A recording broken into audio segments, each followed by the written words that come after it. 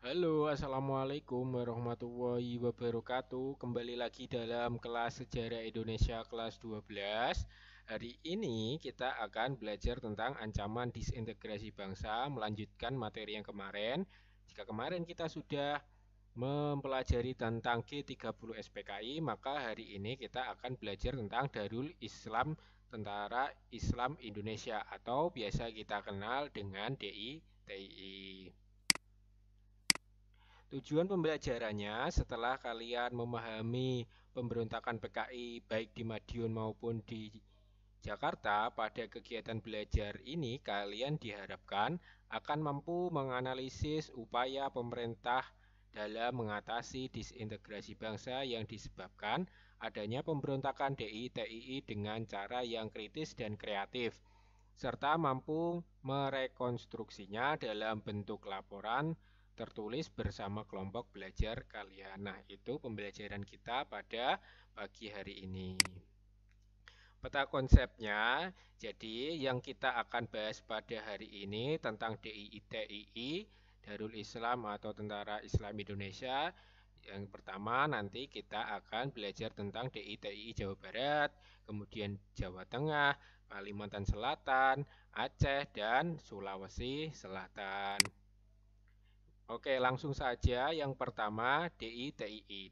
Sebelumnya DI itu artinya Darul Islam atau negara Islam kalau dalam bahasa Indonesianya. TII Tentara Islam Indonesia itu singkatan dari DITII. Nah, yang pertama kita akan bahas tentang DITII di Jawa Barat. Salah satu peristiwa penting yang meninggalkan bekas dalam catatan sejarah negeri ini adalah berdirinya Negara Islam Indonesia NII atau DI tadi ya, Darul Islam, di awal masa kemerdekaan. Topik ini memang selalu dan akan tetap menarik untuk diperbincangkan, lengkap dengan segala pendapat para ahli maupun saksi-saksi sejarah. Mari kita baca bagaimana fakta yang terjadi tentang Darul Islam Indonesia. Nama Kartosurwiryo tentu tak lagi menjadi nama yang asing bagi kita. Jadi ketika kita ingat DITII, pasti kita ingat dengan nama Kartosuwiryo. Siapa dia? Nah, karena dialah pendiri negara berasas Islam tersebut. Negara Islam Indonesia, disingkat NII, juga dikenal dengan nama Darul Islam atau DI, yang artinya adalah Rumah Islam, adalah gerakan politis yang diproklamasikan pada 7 Agustus 1949, ditulis sebagai 12 Syawal 1368 dalam kalender Hijriah oleh Soekarmaji Marijan Kartosuwiryo atau biasa kita singkat dengan SM Kartosuwiryo di Desa Cisampah, Kecamatan Ciawiligar, Kawedanan Cisayong, Tasikmalaya, Jawa Barat, diproklamirkan saat negara Pasundan buatan Belanda mengangkat Raden Arya Adipati Wiranata Kusuma sebagai presiden. Jadi DITI ini lahir di Jawa Barat yang pendirinya namanya adalah SM Kartosuwiryo, Sekar Maji Marijan Kartosuwiryo pada 7 Agustus 1949. Kemudian gerakan ini bertujuan menjadikan Republik Indonesia yang saat itu baru saja diproklamasikan kemerdekaannya dan ada pada masa perang dengan tentara kerajaan Belanda sebagai negara teokrasi dengan agama Islam sebagai dasar negaranya. Dalam proklamasinya bahwa hukum yang berlaku dalam negara Islam Indonesia adalah hukum Islam. Lebih jelas lagi dalam undang-undangnya dinyatakan bahwa negara berdasarkan Islam dan hukum yang tertinggi adalah Al-Quran dan Al-Hadis. Jadi DITII kita bisa singkat, kita bisa simpulkan tidak terima dengan negara Republik Indonesia yang pada saat itu negara hukum, ya, karena mereka menganggap bahwa undang-undangnya tidak mengacu pada Islam dan mereka menyatakan hukum tertingginya adalah Al-Quran. Nah, itulah penyebab DITII. Salah satu keputusan Renville adalah harus dipindahkannya pasukan RI dari daerah-daerah yang diklaim dan diduduki Belanda ke daerah yang dikuasai Republik Indonesia. Di Jawa Barat, divisi Siliwangi sebagai pasukan resmi RI pun dipindahkan ke Jawa Tengah karena Jawa Barat dijadikan negara bagian Pasundan oleh Belanda. Akan tetapi Laskar bersenjata Hizbullah dan Sabilillah yang telah berada di bawah pengaruh Kartosoewirjo tidak bersedia pindah dan malah membentuk Tentara Islam Indonesia. Nah, inilah galaunya. Ketika Belanda menduduki negara Pasundan yang ada di Jawa Barat, dan Jawa Barat itu dijadikan Belanda itu sebagai negara Pasundan, tetapi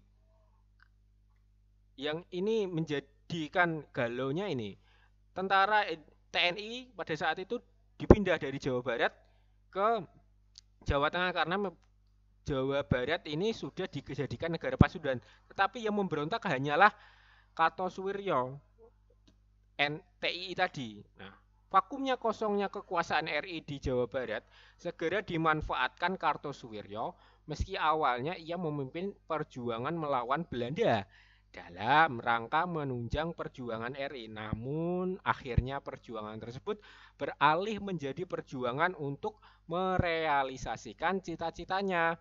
Persoalan timbul ketika pasukan Siliwangi kembali ke Jawa Barat. Kartosoewirjo tidak mau mengakui tentara RI tersebut kecuali mereka mau bergabung dengan DITII. Jadi ketika Kartosoewirjo ini berhasil merebut Jawa Barat dari Pasundan, dari Belanda, tetapi tentara Indonesia ini malah kembali lagi yang dari Jawa Tengah, dari divisi Siliwangi tadi, kembali ke Jawa Barat. Mereka pengen menduduki kembali wilayah Jawa Barat sebagai wilayahnya Republik Indonesia, tetapi oleh Kartosoewirjo tidak mau. Mereka mau ketika tentara Republik Indonesia tersebut harus bergabung dengan DI atau TII. Pemerintah telah melakukan berbagai upaya, seperti melakukan pendekatan musyawarah yang dilakukan M. Natsir. Namun, pendekatan musyawarah tersebut tidak membawa hasil sehingga pemerintah RI terpaksa mengambil tindakan tegas dengan menerapkan operasi militer yang disebut Operasi Pagar Betis dan Operasi Baratayuda untuk menumpas gerakan DITII.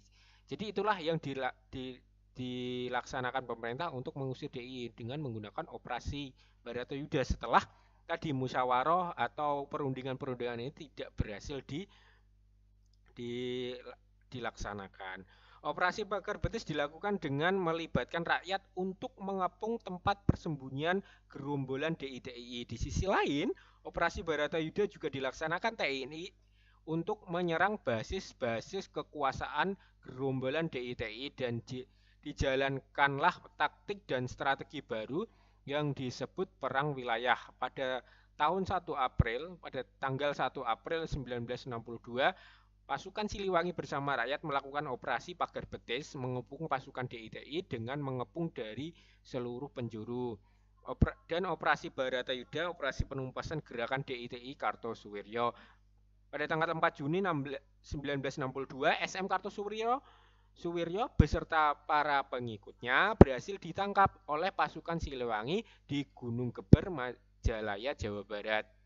Sekar Marijan Kartosoewirjo sempat mengajukan gerasi kepada presiden tetapi ditolak. Akhirnya SM Kartosoewirjo dijatuhi hukuman mati di hadapan regu tembak dari Angkatan Bersenjata RI 16 Agustus 1962. Itulah kronologi penumpasan DITII di Jawa Barat. Nah, ternyata DITII di Jawa Barat tidak selesai di Jawa Barat saja. Ini juga ada di Jawa Tengah. Nah, ini pembahasan kedua kita. Kita lanjutkan. Fatah, lengkapnya Amir Fatah. Ini ya, tokohnya itu Amir Fatah adalah komandan Laskar Hizbullah di daerah Tulangan, Sidoarjo, dan Mojokerto di Jawa Timur pada pertempuran 10 November 1965. Itulah belakangnya. Tokohnya bernama Amir Fatah. Setelah perang kemerdekaan, ia meninggalkan Jawa Timur dan bergabung dengan pasukan TNI di Tegal. Setelah bergabung dengan Kartosoewirjo, Amir Fatah kemudian diangkat sebagai komandan pertempuran Jawa Tengah dengan pangkat Mayor Jenderal Tentara Islam Indonesia.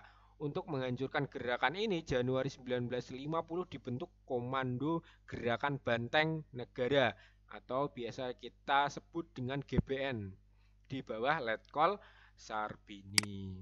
Amir Fattah dan para pendukungnya menganggap bahwa aparatur pemerintah RI dan TNI yang bertugas di daerah Tegal sampai Brebes telah terpengaruh oleh orang-orang kiri dan mengganggu perjuangan umat Islam. Ketiga, adanya pengaruh orang-orang kiri tersebut, pemerintah RI dan TNI tidak menghargai perjuangan Amir Fattah dan para pendukungnya selama di daerah Tegal Brebes. Bahkan kekuasaan MI yang telah dibinanya sebelum agresi militer 2 harus disebahkan kepada TNI di bawah Wongso Atmojo. Keempat, adanya perintah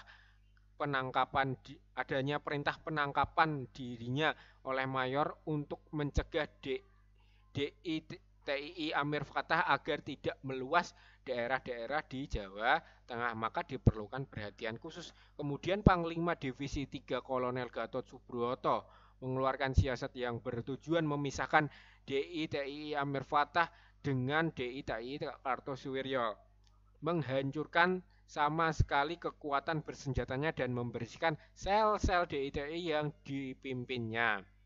Dengan dasar instruksi siasat itu, maka terbentuklah Komando Operasi Gerakan Banteng Nasional (GBN). Daerah operasi disebut daerah GBN. Nah, itulah penyebab dan awal mula DITI di Jawa Tengah, terutama di daerah Tegal dan Brebes. Ketika Amir Fattah ini merasa jasa-jasanya ketika memperjuangkan kemerdekaan ini tidak diakui oleh pemerintah. Kita lanjutkan lagi.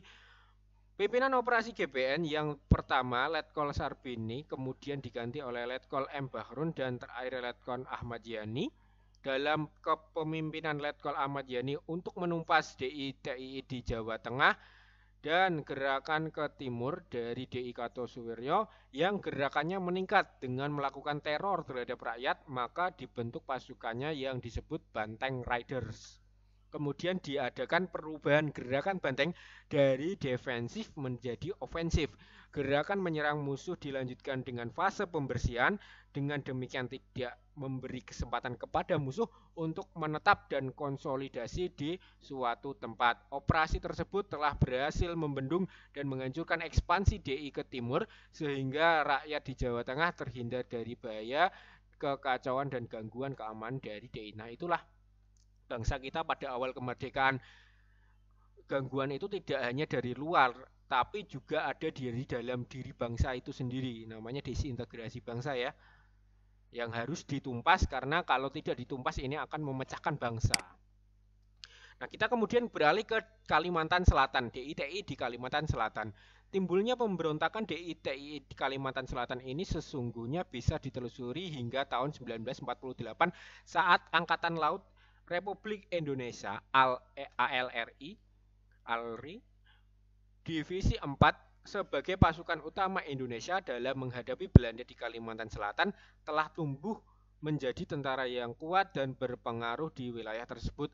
Namun ketika penataan ketentaraan mulai dilakukan di Kalimantan Selatan oleh pemerintah pusat di Jawa, tidak sedikit anggota ALRI Divisi 4 yang merasa kecewa karena di antara mereka ada yang harus didemobilisasi atau mendapatkan posisi yang tidak sesuai dengan keinginan mereka. Jadi latar belakangnya adanya anggota ALRI yang demobilisasi dan mendapatkan posisi yang tidak sesuai dengan keinginan mereka. Nah, itu latar belakang DITI di Kalimantan Selatan. Kita lanjutkan lagi. Suasana mulai resah dan keamanan di Kalimantan Selatan mulai terganggu. Penangkapan-penangkapan terhadap mantan anggota ALRI Divisi 4 terjadi. Salah satu alasan adalah karena di antara mereka ada yang mencoba menghasut mantan ALRI yang lain untuk memberontak. Di antara para pembelot mantan anggota ALRI Divisi 4 adalah Letnan 2 Ibnu Hajar. Nah, ini tokohnya, Letnan 2 Ibnu Hajar. Dikenal dengan sebagai figur berwatak keras. Dengan cepat ia berhasil mengumpulkan pengikut, terutama di kalangan anggota ALRI Divisi 4 yang kecewa terhadap pemerintahan. Ibnu Hajar bahkan menamai pasukan barunya sebagai Kesatuan Rakyat Indonesia yang tertindas, KRIYT. Kerusuhan segera saja terjadi, berbagai penyelesaian damai coba dilakukan pemerintah, namun upaya ini terus mengalami kegagalan. Pemberontakan pun pecah akhir tahun 1954, Ibnu Hajar memilih untuk bergabung pemerintahan DITI Kartosuwiryo yang menawarkan kepadanya jabatan dalam pemerintahan DITI sekaligus Panglima TII Kalimantan. Konflik dengan tentara Republik Indonesia pun tetap terus berlangsung bertahun-tahun. Baru pada tahun 1963, Ibnu Hajar menyerah. Ia berharap mendapat pengampunan, namun pengadilan militer menjatuhinya hukuman mati. Nah, itulah tokoh ya tadi ya, Ibnu Hajar yang menamai dirinya Kesatuan Rakyat Indonesia yang tertindas, berusaha menghimpun dari mantan anggota ALRI untuk memberontak karena tadi tidak diberikan jabatan yang layak di pemerintahan. Akhirnya mereka menyatukan diri dengan pemerintahan DITI di Kartosuwiryo di Jawa Barat tadi ya. Ingat-ingat namanya. Yang pertama tadi Kartosuwiryo, kemudian Amir Fattah, kemudian ini Ibnu Hajar di Kalimantan Selatan. Kita lanjutkan lagi. Nah, tidak hanya di Kalimantan, di Pulau Sumatera pun ada, ya tepatnya di Aceh. Nah, kita akan bahas yang keempat ini adalah DITI di Aceh. Penurunan status Aceh dari daerah istimewa menjadi satu provinsi bagian dari Provinsi Sumatera Utara. Hal tersebut otomatis akan menurunkan jabatan Daud Bereh sebagai gubernur militer. Jadi ada yang namanya Daud Bereh karena inilah latar belakang terjadinya DITI di Aceh, yaitu Aceh ini disatukan kembali dengan Sumatera Utara. Tak puas dengan keputusan pemerintah pemberontakan DITI di Aceh pun dimulai dengan proklamasi Daud Bereh bahwa Aceh merupakan bagian negara Islam Indonesia di bawah pimpinan Imam Kartosuwiryo pada tanggal 20 September 1953 sebagai gubernur militer. Ia berkuasa penuh atas pertahanan daerah Aceh dan menguasai seluruh aparat pemerintahan baik sipil maupun militer. Sebagai seorang tokoh ulama dan bekas gubernur militer, Daud Bereh tidak sulit memperoleh pengikut. Daud Bereh juga berhasil mempengaruhi pejabat-pejabat pemerintah Aceh, khususnya di daerah Pidi. Untuk beberapa waktu lamanya, Daud Bereh dan pengikut-pengikutnya dapat menguasai sebagian besar Aceh, termasuk sejumlah kota. Itulah DITI yang terjadi di Aceh. Upaya pemerintah dilakukan melalui jalan kooperatif, antara lain dengan membuka dialog antara MHT dengan kelompok Daud Bereh yang selanjutnya ditindaklanjuti dengan menyelenggarakan kerukunan rakyat Aceh pada tanggal 17 sampai 28 Desember 1968. Hasil keputusan dalam musyawarah tersebut dituangkan dalam keputusan Perdana Menteri RI nomor 1 garis miring misi garis miring 1959 tanggal 26 Mei 1959. Kemudian ditindaklanjuti dengan keputusan penguasa perang pada tanggal 7 April 1962 NOKPTS garis miring Peperda strip 061 garis miring 3 garis miring 1962 tentang pelaksanaan ajaran Islam bagi pemeluknya di daerah istimewa Aceh, dan juga pemberian amnesti kepada Daud Bereh dengan catatan apabila Daud Bereh bersedia untuk menyerahkan diri dan kembali kepada masyarakat Aceh. Jadi DITI di Aceh ini tidak terlalu parah dengan DITI yang ada di Jawa Barat, Jawa Tengah, Kalimantan Selatan. Ini bisa diselesaikan dengan jalan kooperatif. Nah, kita lanjutkan lagi. Di bawah pimpinan Letnan Kolonel Kahar Muzakar, ini DITI di Sulawesi Selatan ya. Kita ada nama lagi, yaitu namanya Kahar Muzakar. Dengan dilatar belakangi tidak puasan para bekas pejuang gerilya kemerdekaan terhadap kebijakan pemerintah dalam membentuk tentara republik dan demobilisasi yang dilakukan di Sulawesi Selatan. Namun beberapa tahun kemudian pemberontakan malah beralih dengan bergabungnya mereka ke DITI Kartosuwiryo. Tokoh Kahar Muzakar sendiri pada masa perang kemerdekaan pernah berjuang di Jawa dan bahkan menjadi komandan Komando Grup Sulawesi Selatan KGSS ya, bisa disingkat seperti itu, dengan bermarkas di Yogyakarta. Jadi hampir sama dengan DITI yang lain karena tidak puas mereka dengan pembagian eh, kewenangan, pembagian eh, kepejabatan. Jadi mereka tidak puas karena mereka merasa pernah berjuang untuk Republik Indonesia dan Republik Indonesia tidak ada ketika mereka membutuhkan jabatan-jabatan. Nah itu susahnya jadi pemerintah ya seperti itu. Ketika ada orang tidak terima maka memberontak. Nah, itulah pemerintahan. Kita lanjutkan lagi. Setelah pengakuan kedaulatan tahun 1949, ia lalu ditugaskan ke daerah asalnya untuk membantu menyelesaikan persoalan tentang Komando Gerilya Sulawesi Selatan (KGSS) di sana. KGSS dibentuk sewaktu Perang Kemerdekaan dan berkekuatan 16 batalion atau 1 divisi. Pemerintah ingin agar kesatuan ini dibubarkan lebih dahulu untuk kemudian dilakukan reorganisasi tentara kembali. Nah, pada saat itu ada program RERA, rekonsiliasi dan reorganisasi pada saat itu. Semua itu dalam rangka penataan ketentaraan, namun anggota KGSS menolaknya. Begitu tiba, Kahar Muzakar diangkat oleh Panglima Tentara Indonesia Timur menjadi koordinator KGSS agar mudah menyelesaikan persoalan. Namun Kahar Muzakar malah menuntut kepada panglimanya agar KGSS bukan dibubarkan, melainkan minta agar seluruh anggota KGSS dijadikan tentara dengan nama Brigade Zazardena. Ini tidak ketemu ya, komunikasi dengan pemerintah tidak ketemu. Yang satu pemerintah ingin membubarkan lalu organisasi, yang satu tidak ingin dibubarkan agar ini langsung dijadikan Brigade Hasanuddin. Yang satu punya keinginan, yang satu punya keinginan, tidak ketemu. Padahal keduanya ini tujuannya sama. Nah ini ya, perlunya komunikasi ya seperti ini. Ya, jadi DITI inilah peristiwa DITI di Sulawesi Selatan. Kemudian tuntutan ini langsung ditolak karena pemerintah berkebijakan hanya akan menerima anggota KGSS yang memenuhi syarat sebagai tentara dan lulus seleksi. Kahar Muzakar tidak menerima kebijakan ini dan memilih berontak diikuti oleh pasukan pengikutnya. Selama masa pemberontakan, Kahar Muzakar pada tanggal 7 Agustus 1953 menyatakan diri sebagai bagian dari negara Islam Indonesia Kartosuwiryo. Pemberontakan yang dilakukan Kahar memang memerlukan waktu yang lama untuk menumpasnya. Pemberontakan baru berakhir pada tahun 1965. Di tahun itu Kahar Muzakar tewas tertembak dan di suatu penyekapan.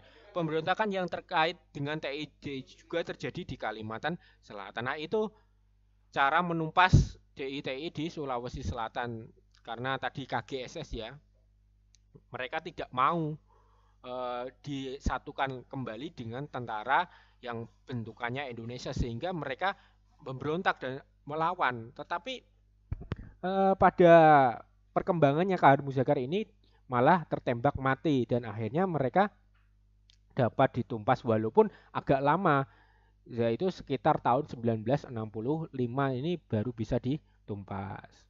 Nah itu pembahasan kita pada pagi hari ini. Intinya kesimpulannya kita ketika pemerintah melakukan suatu kebijakan itu tujuannya semata-mata hanya untuk mensejahterakan rakyatnya.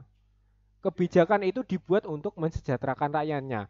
Oleh karena itu, di sisi rakyat harus menerima komunikasi yang baik dengan pemerintahannya agar kebijakan ini tersampaikan dengan baik dan tujuan mensejahterakan rakyat itu tercapai. Nah, itu yang dapat saya sampaikan. Mohon maaf apabila ada kesalahan. Saya akhiri, wabillahi taufik wal hidayah. Wassalamualaikum warahmatullahi wabarakatuh.